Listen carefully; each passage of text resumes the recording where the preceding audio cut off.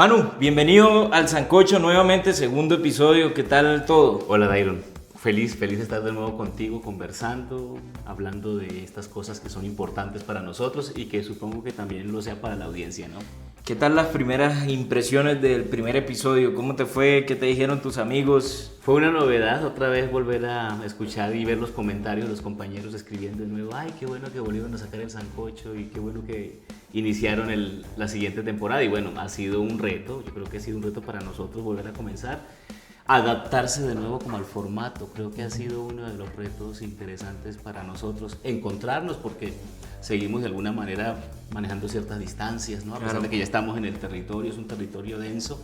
A mí me tocó recorrer 93 kilómetros para llegar hasta tu casa. Imagínate, 93 kilómetros del Tarra hasta Ocaña. Del Tarra hasta Ocaña, sí. Bueno, tremenda distancia. Y hoy nos hemos reunido para hablar de un tema especial, digamos, nos unimos a un trend, una tendencia, que tiene que ver con hablar de 2016, hace una década. ¿Qué pasaba en 2016? Y yo siento que hay cierto ejercicio de nostalgia, esa frase conocida de que todo tiempo pasado fue mejor, sin que a veces sea cierta, ¿no? Pero nosotros tenemos cierta felicidad que habita la nostalgia. Sí, yo siento que esa frase que tú dices, ese pasado fue mejor o todo pasado fue mejor, muy agustiniana, ¿no? Creo que representa la solidez de algo que perdimos. Entonces, el recordar esa solidez de algo que estaba allí anclado y que ya no está, creo que nos pone en una nota de tristeza o de evocación de esas experiencias, de lo que fuimos en ese momento. Claro. Creo que tiene más que ver con esa sensación de lo que perdimos, ¿no? De lo perdido. De lo perdido, una especie como de inocencia perdido, como una especie de anhelo al paraíso. Y dicen entonces, la vida sí es cierto, se vive hacia adelante, pero se explica hacia atrás. Y bueno, hay una frase también ahí conocida del común que dice, todo el mundo es más inteligente el otro día. Obviamente ahora miramos al pasado y decimos cuántas decisiones se pudieron tomar mejor, o cuántas cosas pasaron en el país, o qué cosas cambiaron, o definitivamente después de una década que no cambió. Sobre todo hay una sensación en la gente como de que el tiempo pasa demasiado rápido, todo sucede demasiado acelerado. Entonces, cuando pensamos 10 años atrás, tenemos la sensación de que, como era de diferente aquellos tiempos, ¿no? Como eran de tranquilos en relación a todo el conjunto de cambios vertiginosos que nos ha tocado vivir en estos últimos 10 años, Dairon. Sí, pues yo no sé, uno siempre que habla con un viejito, ponete a pensar vos, si uno habla con un viejito y dice, no, pero ya eso no es como era antes. Digamos, ahora es terrible esta juventud, qué cosa tan perversa. Hay cosas que mejoran, ¿no? Definitivamente. Sí, yo en mis clases lo que hago es una invitación a salirnos de lo que yo llamo la fracasomanía, y es como la idea de que todo está siendo peor todo el tiempo. Quizá pues hay datos, hay herramientas para uno ser consciente de que hay muchas cosas que mejoran. Es decir, por ejemplo, cada vez vivimos más, que tiene que ver con resolver asuntos de salud. Cada vez estudian más personas, lo cual tiene que ver con acceso, menos mortalidad infantil. Son datos, digamos, sí. Y hay que darlos, como dice el muñequito, que nos hacen ver que vivimos tiempos diferentes, que quizá no es que sea moralizar el pasado, sino que vivimos tiempos diferentes. Y, por ejemplo, ¿vos dónde estabas en 2016? El 2016 fue un año complejo para mí. Yo estaba en Estados Unidos, estaba estudiando inglés, pero fue el año en que murió mi papá. Y fue el año en que nos invadieron por todos lados con Despacito. Despacito, quiero respirar tu cuello despacito.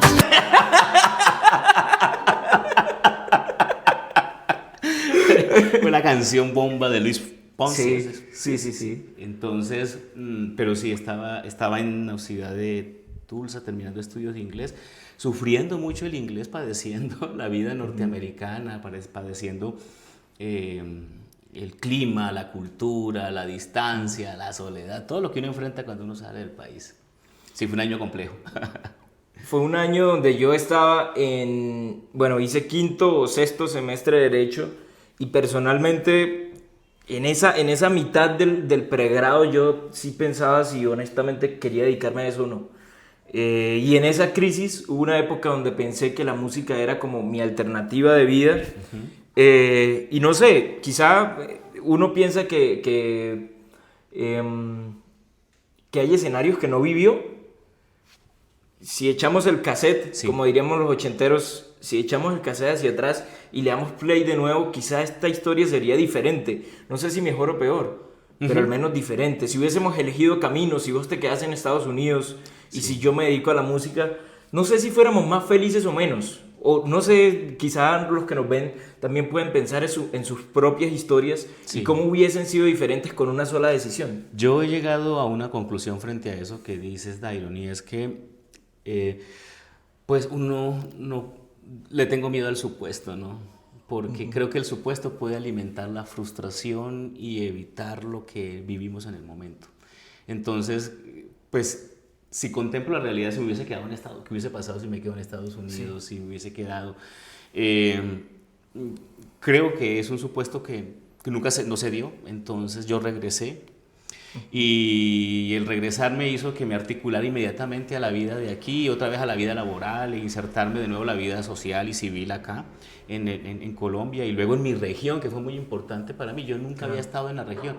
Para mí la pandemia me permitió regresar al territorio y y quedarme en el territorio. Pues por lo menos me veo instalado y estoy instalado en el territorio y no creo moverme. Pero el 2016 fue un año de itinerancia, profundamente itinerante. Y, como te digo, volviendo al tema para no perdernos, ¿no? Creo que el antídoto para la frustración es no contemplar mucho el supuesto, porque el supuesto no es real. Es muy difícil determinar si hubiese sido más feliz tu carrera musical o ahora como papá, por ejemplo, ¿no? Claro, sí, son cosas complejas. Pero no sé si te pasa, a mí me pasa que cuando pienso que 2016 es una década completa se me hace inmenso, pero también tengo la noción de que 2016 está aquí al lado, Fue a la vuelta, sí. que fue a la vuelta de la esquina. Sí. ¿No te pasa esa, digamos, esa dualidad Sí. entre la distancia temporal? Sí, creo que hay una sensación primero de matemática, ¿no? 10 años atrás, y eso hace que prácticamente una generación. Claro, Una una generación. generación entera. Que los chicos que en este momento tenían 15 años en el 2016 tienen 25 en este instante. Y eso hace que ya uno a los 25 comience a entrar a la vida pública, a la vida política, a la vida social, y muchos de estos muchachos están entrando y encuentran un caos, ¿no? Que no encontramos nosotros. Cuando en el 2016 la vida política estábamos en proceso de paz. Con Claro, Juan Manuel era Santos. el gobierno de Juan Manuel Santos. Pero- ¿Cómo se extraña a Tutina en la vicepresidencia? ¿Cómo se extraña? Perdón, como primera dama, Como ¿no? primera, esas maneras, ¿no? Sí, sí. Sí, yo creo que esas formas se vulgarizaron un poco después de Juan Manuel Santos. Sí, totalmente, totalmente. Bueno, pero creo que en ese tiempo era muy clara como las posiciones. Había gente que estaba de acuerdo con el acuerdo de paz, otros que no lo estaban. Hoy en día no está muy claro. Es decir, el espectro político ha cambiado mucho, la desconfianza en las instituciones, la desconfianza en la misma política. Creo que para ahora es mucho más difícil tomar decisiones acertadas políticas cuando se ven estos muchachos bombardeados por las fake news, por la información de las redes, Sí. por cómo funciona el algoritmo, etc. No sé si te acordás, el 2016 fue el año del Brexit también en Inglaterra, donde dicen las decisiones sobre el Brexit estuvieron permeadas por la información, por las redes sociales. Y luego a nosotros nos pasa lo del plebiscito, lo del acuerdo de paz, donde también hay una injerencia comprobada sobre cómo manipularon el voto, cómo hubo cierta persuasión pública. ¿Ha cambiado un poco el rol de las redes desde entonces y los efectos hasta este tiempo? Yo veo que ha cambiado el rol de los medios de comunicación, están pasando como a un segundo plano y vemos que la gente se informa mucho más en lo que encuentra en las redes que lo que te da los noticieros, ¿no? Yo siento que ha habido un bajón en la atención a los noticieros tradicionales o a lo que representaba el periodismo tradicional. Veo que la gente consulta más el podcast de ciertos periodistas o de ciertos influencers. Esto es muy interesante. En este tiempo hay un reemplazo del periodismo como carrera por un activismo, ¿no? Claro. De las redes sociales. Creo que ha habido un cambio allí y eso ha permitido que la cosa sea mucho más... hay más acceso a la información, evidentemente, pero al mismo tiempo hay mucho más confusión, creo que en la manera de discriminarla. No, y el periodista tenía el desafío de sentarse en la mitad de las dos cosas y decir, voy a intentar ser objetivo. Y ser contrapoder. Claro, en cambio, el activista solamente es un parlante de su ideología, que en general... De su partido, que es el escenario político. Era presidente Barack Obama, una figura un poco que perdió brillo con el tiempo. No sé si tenés la misma sensación. Sí, creo que después del Nobel todos pierden brillo. Que lo diga Corina. Y fue también la cercanía del primer gobierno de Donald Trump, que ahora vive su segundo momento, ¿no? Sí. Entonces como si fuera un retorno también en el tiempo, ¿no? Sí, como una especie de un bucle. De bucle, exactamente.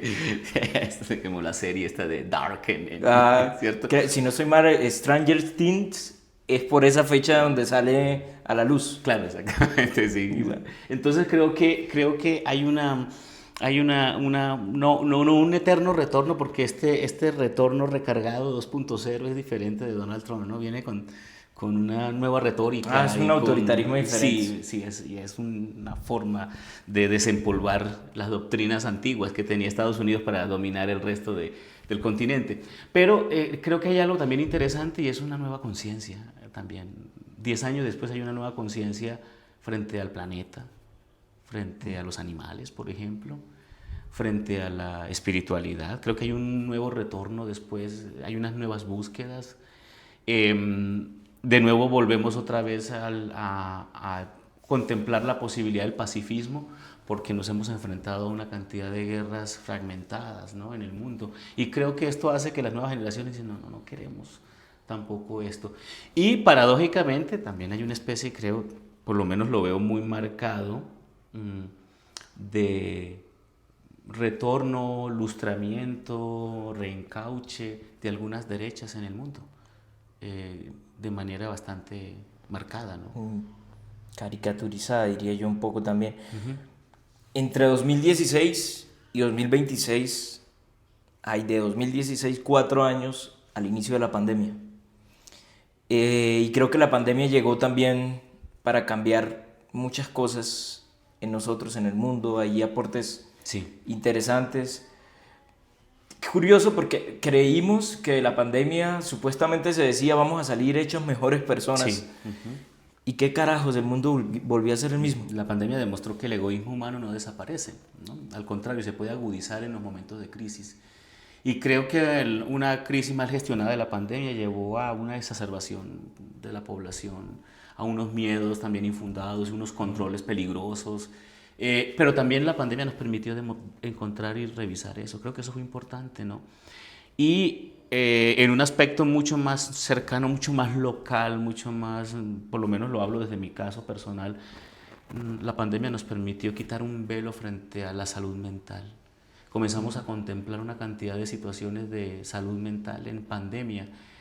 Comenzamos a descubrir que había depresión, ansiedad, que había esquizofrenia, que había una cantidad de patologías que estaban relacionados con un país que no había tenido la capacidad de detenerse en el tiempo para revisarse a sí mismo, para catarsis, porque vivimos en una frenética búsqueda de la supervivencia, ¿no? Tanto el trabajo, la vida, la economía, todo. Y la pandemia lo que nos hace es un freno y detenernos por un momento y darnos cuenta de lo mal que estamos. A nivel local, quizá, Manu, hablar de algunas personas que se fueron, no solo en la pandemia, sino también en este tiempo y que son relatos que mueren también. Sí. En enero de 2017 muere Héctor Moreno en Convención, ya en el campo más local. Sí, el gran historiador del pueblo, ¿no? Se va al historiador, con 0 homenajes, hay que decirlo. Sí. Sin mucha laraca, además alguien que nunca escribió, porque decía que no tenía la virtud de escribir. Aunque su oratoria era maravillosa. Su oratoria, su Escucharlo prosa, era delicioso. su capacidad de diálogo era muy, muy buena. Y también pienso en él más que en él como persona, en él como figura. La desaparición de una figura como él debería cuestionarnos en función de cómo eso se va sin que pase nada. A mí me preocupa mucho que están desapareciendo de alguna manera los juglares locales, ¿no? Es decir, aquellos que contaban las historias del pueblo y los poetas. Y cuando en una sociedad pierden los poetas, que son los que ironizan, que son los que crean las utopías, que los que crean, es una sociedad que va en picada al abismo, porque son los poetas y son los narradores los que cuentan mitos e historias que permiten construir la realidad. Es interesante esa idea. Yo creo que eso transforma la cultura también como modos de sentir, pensar y actuar. Y dentro de lo humano y lo divino, quizá a 10 años no nos imaginamos lo que estamos viviendo hoy. Y es curioso porque vos y yo tenemos en común un retorno a lo local en estos 10 años. O sea, 2016, si bien estábamos por acá, salimos, vos estabas en Estados Unidos Estaba por fuera. y ahora volvemos. Sí. 20 años, 10 años después estamos en el territorio y estamos, pues, dando lo que podemos, ¿no? Conversando lo que hay. Y conversando lo que hay, tratando de entender esta realidad que ha sido muy compleja, que todavía no terminamos de comprender, yo creo. Sí. ¿Qué cambió en el Catatumbo en estos 10 años? Bueno, yo creo que muchas cosas han cambiado. Creo que con el acuerdo de paz, el estatuto de zona campesina, ¿no?, que nos ganamos, el grado de asociatividad que hay en el Catatumbo, no solamente en el tema con lo ilegal, que es las asociaciones de cocacaleros o de productores de coca, que de alguna manera existe o ha estado allí, es otras asociaciones que tienen que ver con el cultivo del café. Retomar el café ha sido una cosa hermosa en este tiempo, el cacao. Como una manera también de rescatar en el Tarra el rescate de la cachama, que se ha estado imponiendo también como una forma de sobrevivir y de producción diferente. Pienso en la carretera Convención Ocaña, que ya está... Al menos se pavimentó, sí, ya la vimos pavimentada. Y que se sigue interviniendo, que se sigue trabajando en lo que sería la troncal del Catatumbo, que esperemos que algún día se materialice del todo, sí. De vida al territorio. Pues yo pienso que hay cosas que celebrar en 10 años y hay otras de las que no podemos decir que haya mucha diferencia. Yo creo que la guerra es igual de intensa por ciclos. Sí, siento que el acuerdo de paz no tuvo el mismo impacto en el Catatumbo. Siento que en el Catatumbo no se percibió el acuerdo como tal porque pues muchos el Frente 33 en particular no lo siguió, o sea, no fueron poquitos los que optaron por el acuerdo. Entonces ellos siguieron. Quizá la conclusión es efectos en seguridad son poco notables. Sí. Efectos en inversión pública quizás un poco más, a por lo mejor menos ritmo. en el Tarra se ve que se está construyendo la Universidad del Catatumbo, se ve mucha inversión en infraestructura de las escuelas y de los colegios. Nosotros, por ejemplo, en este momento se está construyendo en el colegio aulas y se están adaptando espacios que no se han intervenido en muchos años, ¿no? Esa manera de llegar del Estado creo que ha sido interesante. Y sobre todo, Dairon, la visibilización del territorio. Ya mucha gente en el mundo y en Colombia sabe qué es el Catatumbo. No, pues ahorita es importante que a los candidatos presidenciales les pregunte ¿y qué va a hacer usted en el Catatumbo? Básicamente, y a mí, pues más allá de las respuestas, me asombra que la pregunta esté presente. Eso es relevante, eso es trascendencia dentro del contexto del territorio y saber que sea el gobierno que sea, tiene que poner el ojo. Recordemos que en el paro del 2013, Juan Manuel Santos dijo que el Catatumbo era el Bronx, ¿no? Era sí. De Colombia. Sí. Y que tal paro del Catatumbo no existía.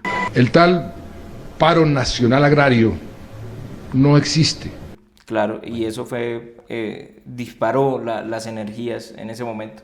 La cosa es que a 10 años quizá nosotros, como los que nos ven, pueden contar una historia de bien, de movilidad social. Muchos de nosotros no nos habíamos graduado de la universidad y hoy vemos resultados de vivir mejor en función de estudiar.